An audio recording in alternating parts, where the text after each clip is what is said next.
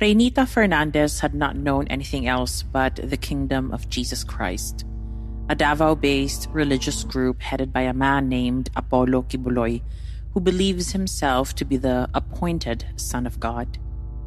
Reynita practically grew up in the group and eventually became a fundraiser by the time she hit her 20s.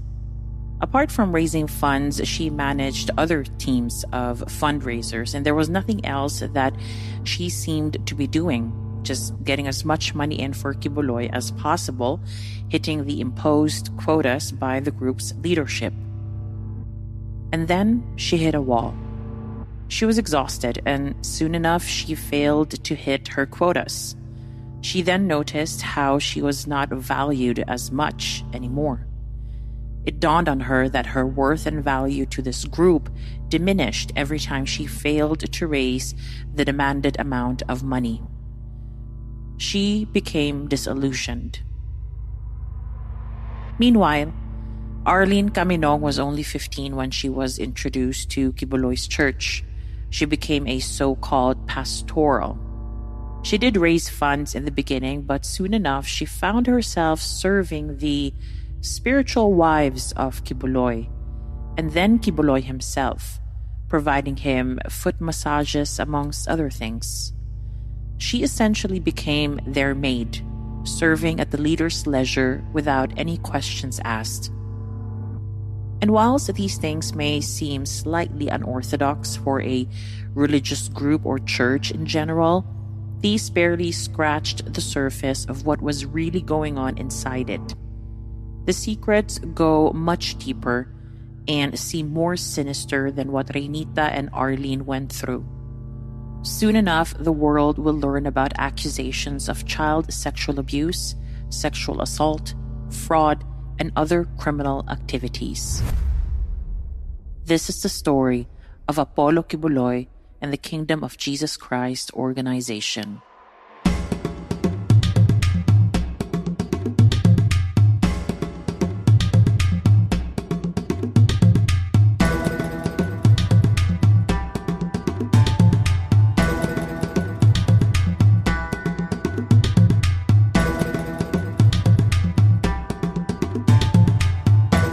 Mabuhay.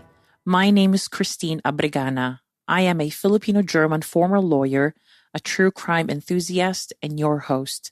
Welcome to Season 3 of Lagim, a Filipino True Crime Podcast. Every 2 weeks on a Friday, I publish crime stories that took place in the Philippines. If you like my podcast, please make sure to stay until the very end to learn about the many ways you can support me.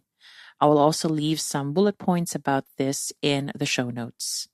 As always, please note that some details in this story might be upsetting to some people, especially as there are references to sexual abuse, so please take care of yourself whilst listening.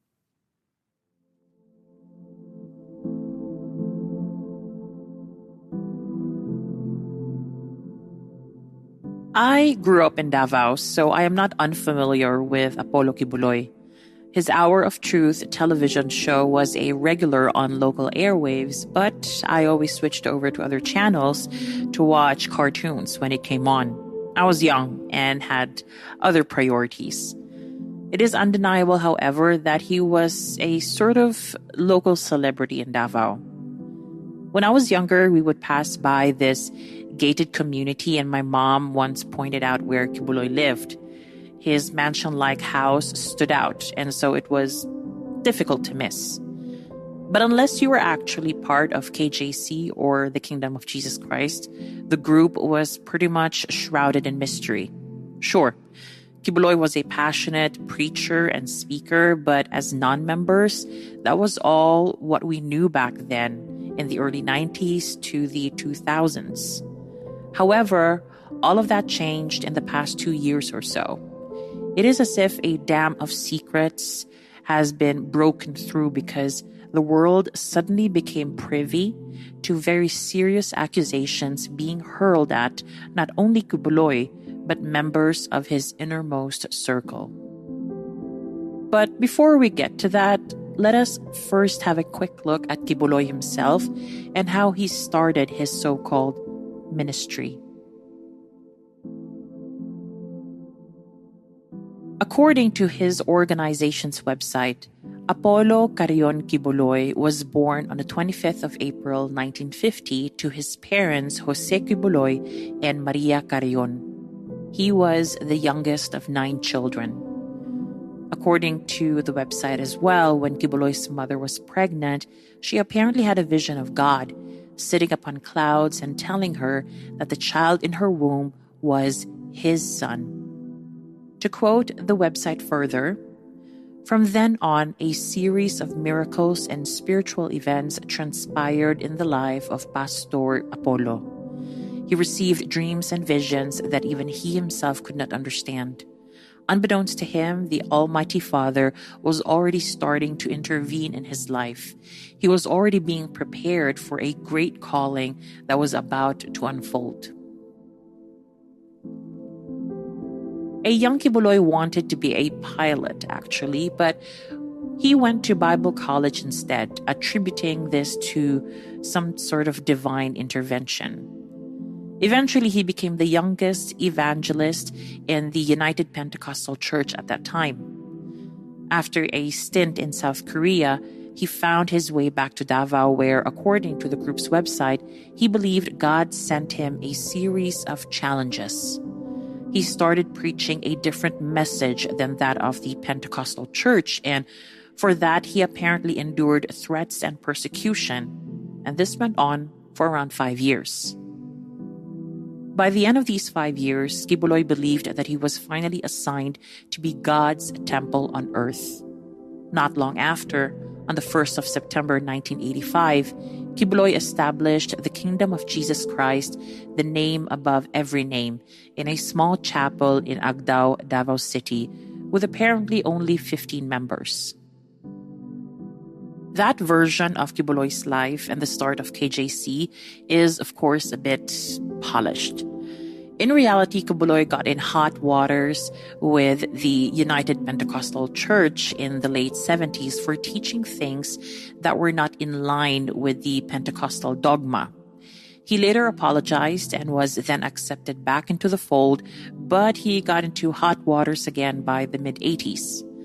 These were most probably the quote-unquote challenges that the KJC website was alluding to.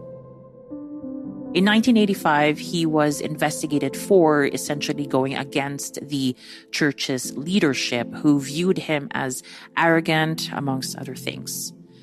Instead of staying and submitting himself to an investigation, he up and left with 15 members, the same ones he started his own church with. Today, KJC reports over 6 million members not only in the Philippines but internationally as well. KJC has established a TV channel, a radio station, a newspaper, amongst many other things. It also founded the Children's Joy Foundation, which apparently seeks to provide impoverished Filipino children with humanitarian aid. KJC also established the Sunshine Philippines movement, which apparently helps with reforestation and disaster relief efforts. KJC eventually expanded, as already hinted a few seconds ago, beyond the Filipino borders. It established itself in the United States in around 2007, registering as a non-profit charity, also known as a 501c3. It had offices in Van Nuys, California, and Waipahu, Hawaii.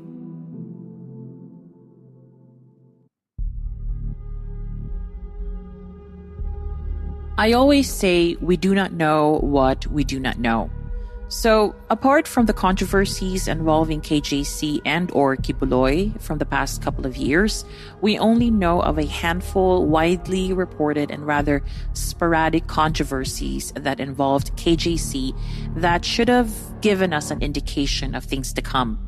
The following is just a select number of controversies that will hopefully establish a pattern and will help better understand how KJC got to the place where they are today. I will just quickly summarize the highlights of these different controversies for ease. In 2005, a mother named Erlinda Rillion asked local politicians in Baguio and eventually the appropriate courts to help recover her 19-year-old daughter. She claimed that when her daughter was only 18, she, along with other young people, were lured by Quiboloy and his associates to go to Davao to serve KJC. Rillion stated that Quiboloy had been detaining these young people since then. KJC, of course, denied these accusations, arguing that the daughter named Arlene did not want to be with her family anymore. When the issue was pleaded in court, the judge had to dismiss the petition filed by Rillion, who wanted the court to order KJC and Quiboloy to release her daughter back to her. Judge Clarence Villanueva said that Arlene was not a minor when she went to Davao and therefore cannot be forced to go back to her family. Her mother argued that her daughter's decision-making capabilities or her ability to give informed consent was essentially affected because of the influence and brainwashing by KJC and Quiboloy. However, the judge remained unconvinced and the case went nowhere. Another controversy surfaced some 3 years later when a small place in Tugbok, Davao del Sur called Sitio Kahusayan in Barangay Manuel Guianga became a virtual ghost town when its residents fled for safer shelter. Their reason? At around 10:30 in the evening on the 19th of April, Calata Bagobos leader Dato Domingo Diarog and his family were attacked by unidentified men.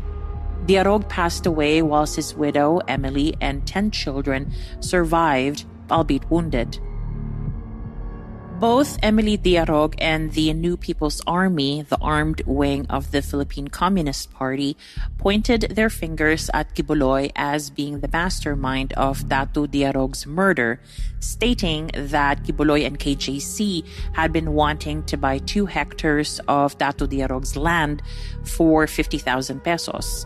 Dato Diarog refused to sell because these 2 hectares are part of a 700-hectare ancestral domain owned by the Bagobo people.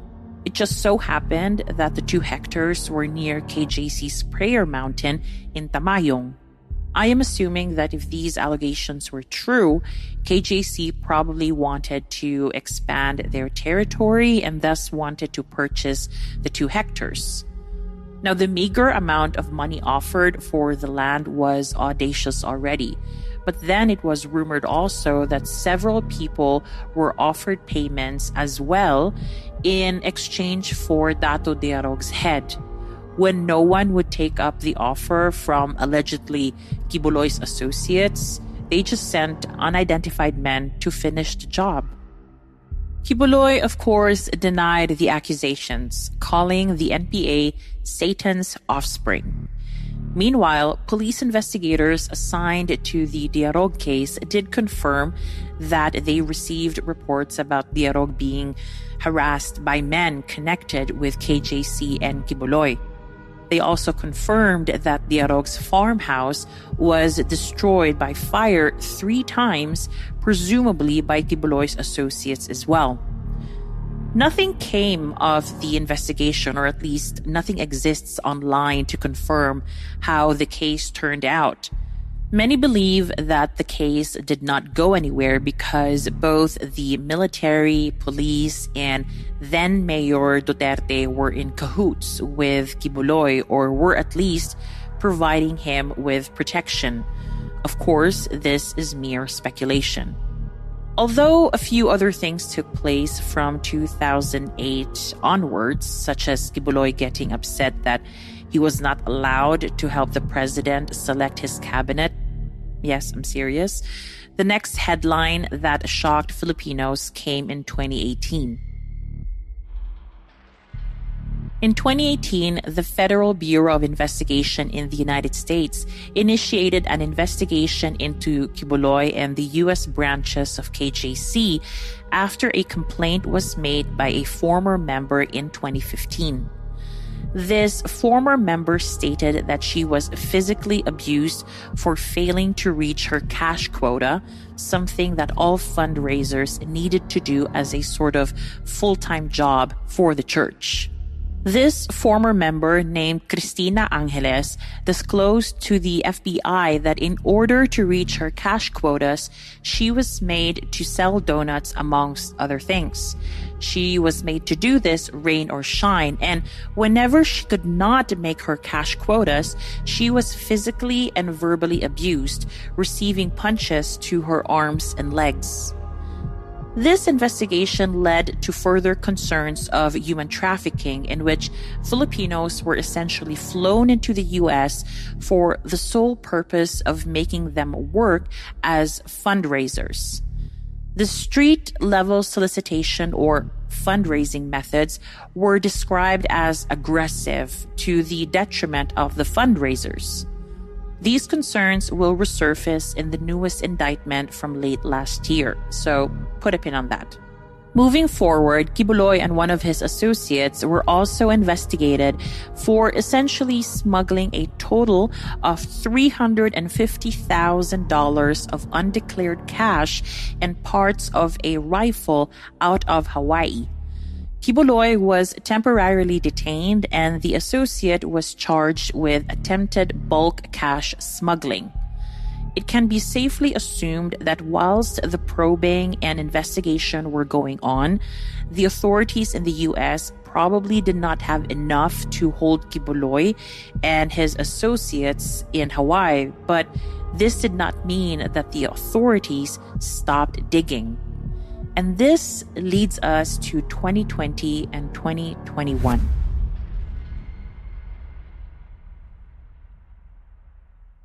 New at 6, Hawaii News Now has learned the FBI has been investigating a controversial Waipahu church for alleged human trafficking. The church is known for its televangelist pastor and aggressive fundraising here in Hawaii.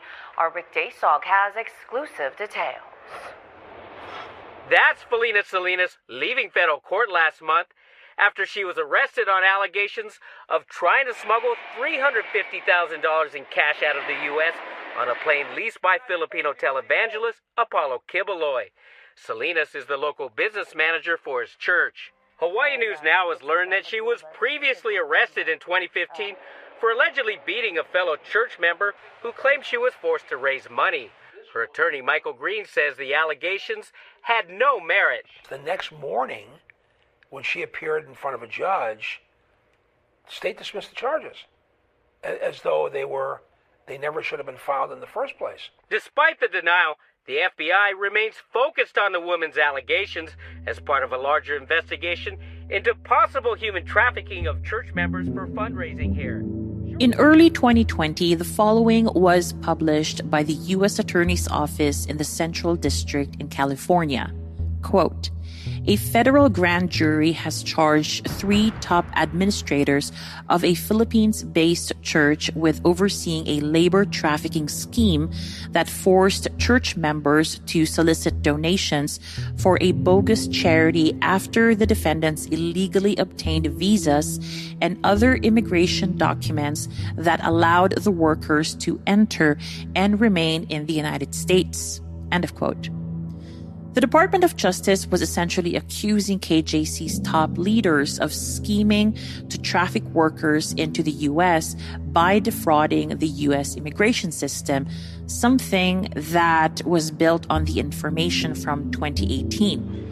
The 3 defendants in this case were Gia Kabaktulan, 59 years old, the lead KJC administrator in the United States, who maintained direct communication with KJC leadership in the Philippines. The second one is Marisa Duenas, 41 years old, who allegedly secured the passports immediately after the workers, aka church members, entered the U.S. and handled fraudulent immigration documents for the church members. The third person is Amanda Estopare, 48 years old, who allegedly was in charge of tracking and reporting the money raised in the U.S. to the KJC officials back in the Philippines. The main allegations by the U.S. State Attorney were that KJC obtained visas for its members to enter the U.S. by claiming they would be, for example, performing at a church's musical event. However, there were never any events of this kind. Instead, the newly arrived members got their passports confiscated by the church leaders, and they were put to work as FTWs, or full-time workers. Their job was to solicit donations for a nonprofit within the KJC called the Children's Joy Foundation. As the U.S. State Attorney's investigation would find out, the money allegedly never actually reached that foundation, but instead went into the lavish lifestyle of Quiboloy and those closest to him. It is further specified in the 2020 indictment that some of the church members were not even aware that they were being brought to the U.S. for the purpose of raising funds, but some of them were aware. Those who were not aware were essentially pushed into the job, working all year round and doing so for long hours, often sleeping in cars overnight without normal access to medicine, amongst other things. Their freedom to move around and travel was restricted, and they were, in the eyes of U.S. and also international law, trafficked. Now, the obvious question would be what kind of visas were applied for in order to get the church members to the U.S. According to the indictment, the three defendants were responsible for applying for student visas, enrolling them to various smaller colleges, or applying for visiting visas for church members who were then arranged to marry other church members who were already U.S. citizens. These sham marriages would then last long enough for the non-citizen to get citizenship, after which the married couple would divorce, allowing them to marry other new members who were not yet citizens. The church leaders thought of everything and were very systematic. They gave the newlyweds ATM cards to a joint bank account and even wedding rings that were essentially handed down every time a new couple wed. Over the past 20 years, the investigators uncovered 82 sham marriages.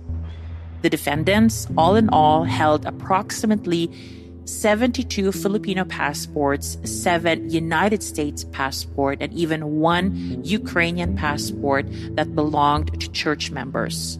The indictment, interestingly enough, also stated that one of the defendants was in possession of a file with the label traitor, which obviously contained information of church members who fled the church. Just as a reminder, and I think I may have covered this at least once in a previous case, an indictment is a legal instrument that contains allegations against a defendant. It is a way to establish probable cause, just enough to get a case in front of a grand jury who will then decide if a defendant should be charged or not. In this case, the federal grand jury did decide to charge the defendants, and the case now needs to go to court for trial. Now back to the case. This leads us to the superseding indictment from late last year. The indictment from 2020 was essentially replaced by a more extensive one with additional allegations that are shocking to say the least, but perhaps not all too surprising. There are also additional defendants in the superseding indictment. The document is 74 pages long. It is extensive and steeped in legalese, so I will try to highlight here the pertinent information that I have found in it. Let us start with the additional defendants. In addition to Capactulan, Duenas, and Estopare, Quiboloy is also now charged along with other high-ranking members named Teresita Dandan, Helen Panilag, Felina Salinas, Bettina Roses, and Maria De Leon. The additional charges focus on alleged sex trafficking and sexual abuse offenses perpetrated by the defendants I have just mentioned. I will try to also focus on these allegations since the other allegations have already been covered when I was talking about the 2020 indictment earlier in the episode. The sex trafficking and sexual abuse allegations really center around young women who were recruited into the church as so-called pastorals. They were and still are, usually between the ages of 12 and 25, selected to work as personal assistants for Quiboloy, and by personal, they really mean personal. The pastorals are tasked to do daily house chores at Quiboloy's residence or wherever he may be traveling or living at any point in time. The pastorals are there to prepare his meals, give him foot massages, and travel with him wherever he is going. The indictment document states that apart from these duties, the pastorals engaged in sexual intercourse with Quiboloy on a schedule planned out by both Quiboloy, Teresita Dandan, and other church leaders not mentioned in the indictment document. This specific part of the pastoral's work is called, quote-unquote, night duty.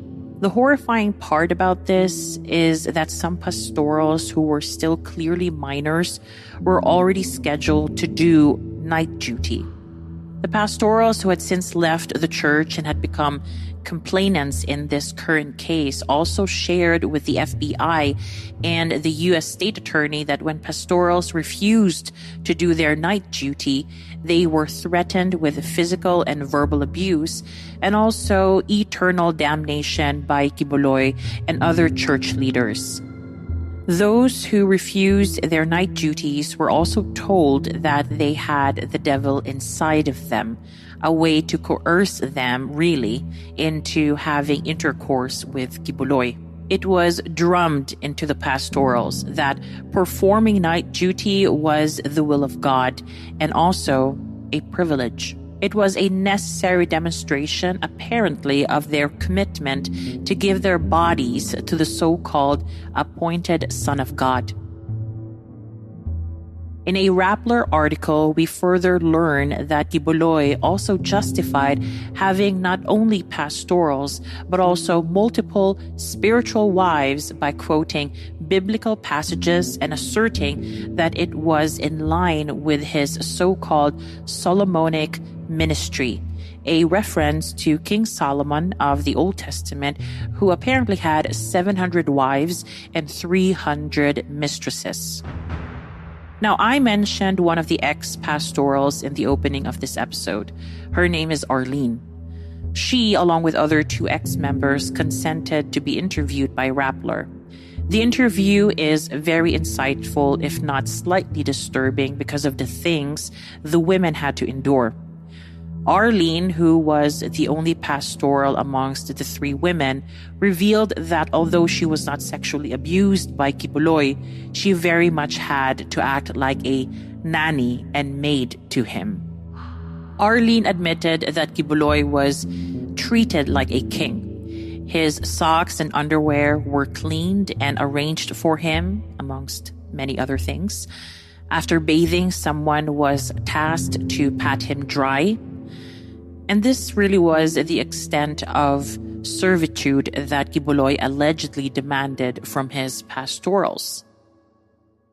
The inner of the inner circle, they are the ones who are called spiritual wives. And they perform the administrative work for the ministry. Number 1 is you have to be attractive to be in the pastoral. Why either your inner circle or innermost circle.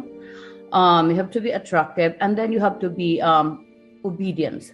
Like you don't question whether you understand or not. You don't question. It's called for absolute obedience.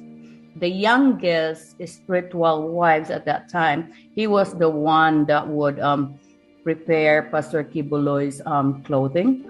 what he's going to wear for what event. And then she was the one that would dry him after taking a shower, and then put his socks on his feet, put the shoes on him, and, put everything that his body needs. When I was there, the first duty that I had was to serve this called spiritual wives. I will bring food for them. I will wash all their clothes, including their underwear. I will carry a container of water for them to use for bathing. And then after that, I will clean up their bedrooms. And then at night, I will give them massages to their satisfaction, until they're satisfied, and they will tell me, okay, now you can sleep.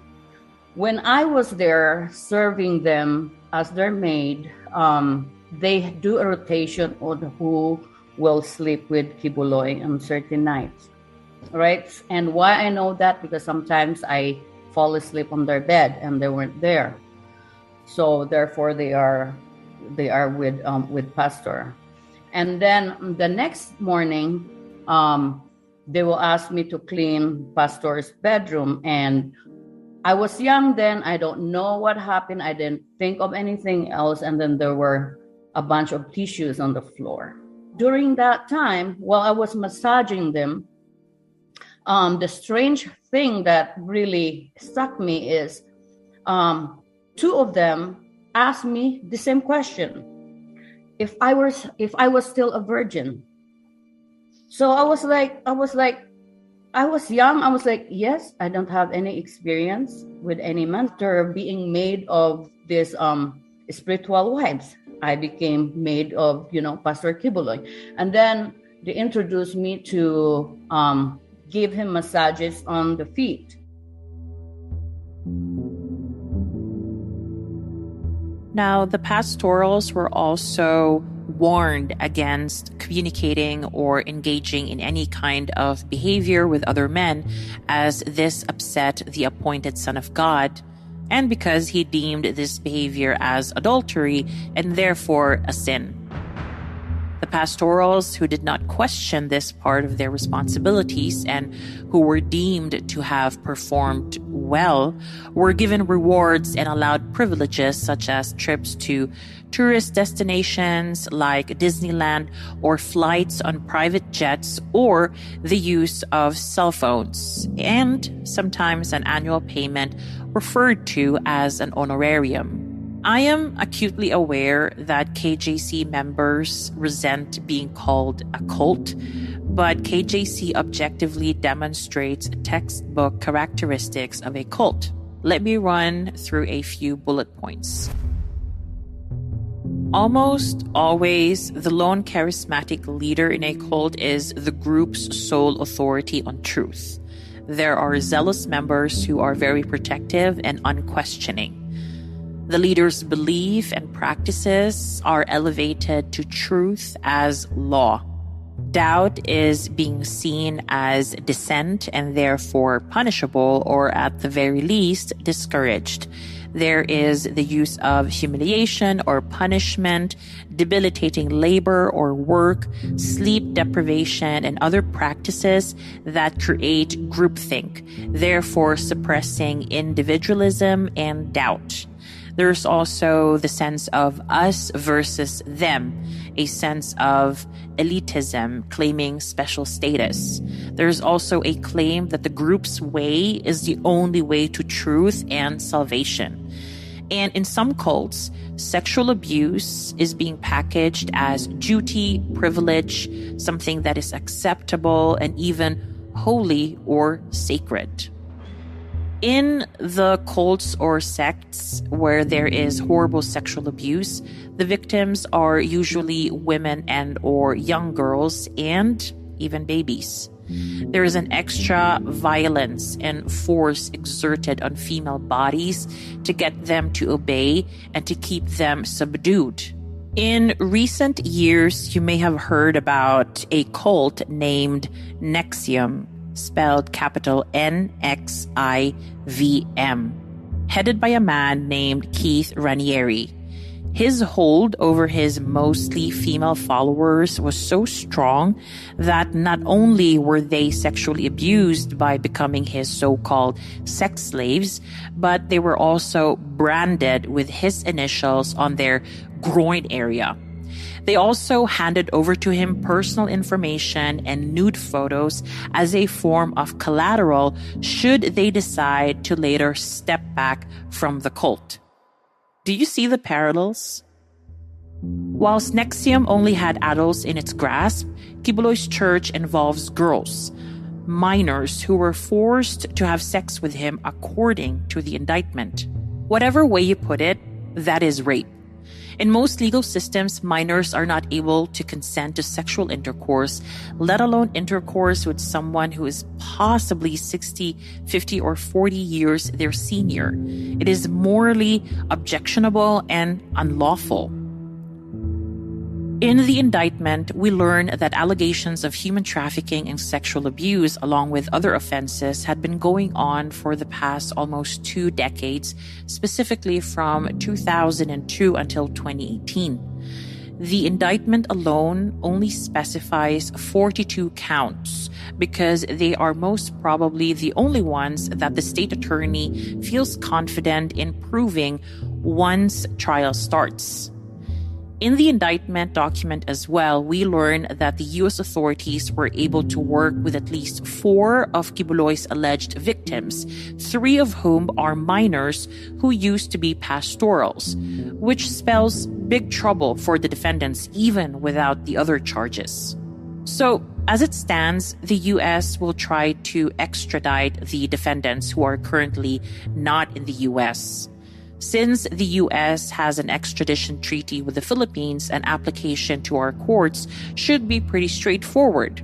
Under this extradition treaty, the request from the U.S. authorities must prove that the crime is an quote-unquote extraditable offense, which must meet certain standards.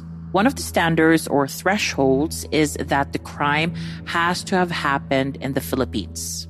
However, we are talking about trafficking offenses here that are by nature transnational. Justice Secretary Menardo Guevara explained to Rappler in one article that if Philippine trafficking laws have been violated, then the justice authorities need to see the evidence in the hands of the U.S. authorities in order to rule on an extradition application. As it stands, the official position of the presidential palace is that the current administration is apparently committed to cooperating with the U.S. should there be an extradition request. But there might be a hitch. Quiboloy is famously close to the current president. He is considered his spiritual advisor and has the habit of even lending the current president his private jet, if some write-ups are to be believed. Several media outlets also reported in recent years that Quiboloy had gifted the president a rather sizable home where the president intends to retreat after his presidency. As you can see, I am trying to labor the point here that there is potentially a serious conflict of interest. I get that extradition requests are done through the judiciary, but I do not think it will be wrong to imagine that despite the separation of powers, the executive will try to influence these types of decisions made by the judiciary. I'm ready to be corrected, of course.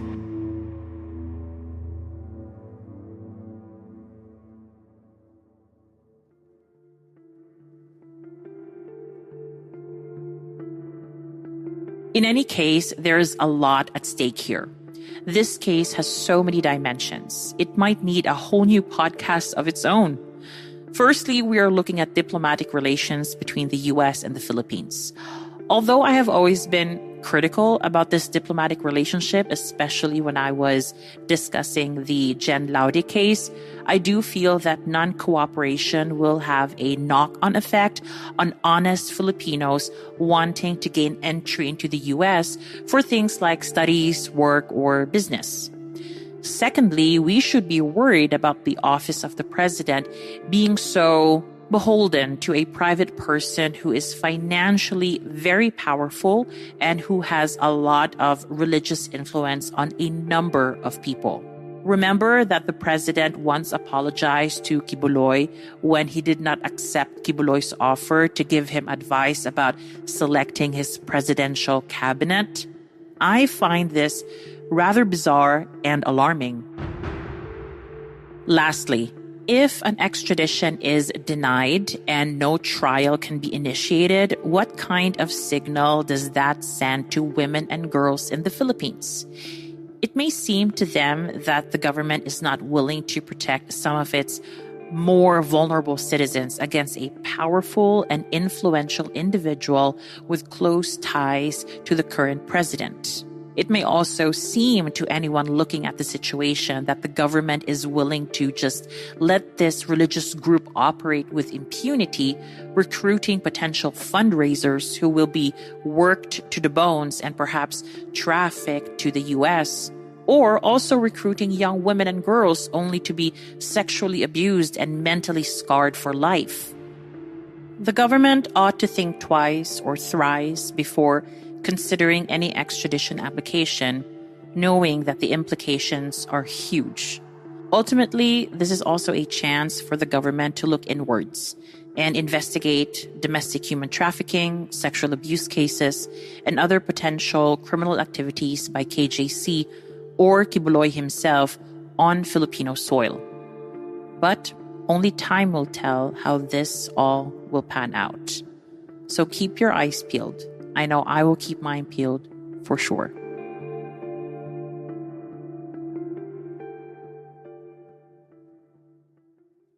Lagim fam, how is that for a season opener? I hope you found it interesting. Thank you for being very patient during my hiatus. My time off was lovely, and I am ready for this season of Lagim. If you want to support this podcast, you can subscribe to my Patreon feed, where you can avail of different perks such as bonus episodes and early access to regular episodes, depending on which tier you choose. You can also make a one-off donation through buymecoffee.com. The link is in the show notes. Lastly, you can go ahead and follow me on social media on Spotify and Apple Podcasts, which will help other people discover this podcast. If you're inclined to rate and review us on Spotify and Apple Podcasts, then that would be super nice as well. If you want to listen to other podcasts that I host, make sure to listen to Asia and the Shadows, also available on all podcasting platforms. All relevant links to all the platforms I have mentioned here are in the show notes. Thank you again for listening. Maraming salamat at mabuhay.